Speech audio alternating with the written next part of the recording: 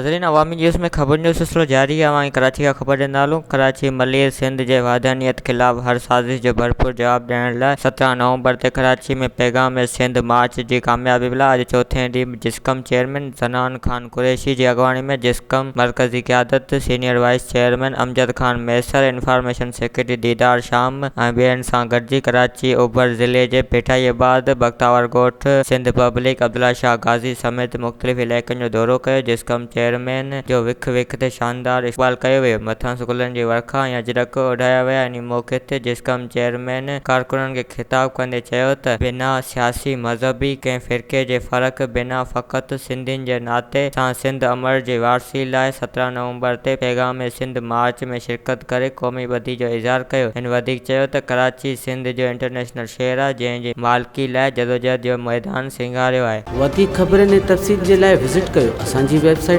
awamiNewsHD.com ऐं ॾिसंदा रहो अवामी न्यूज़ HD।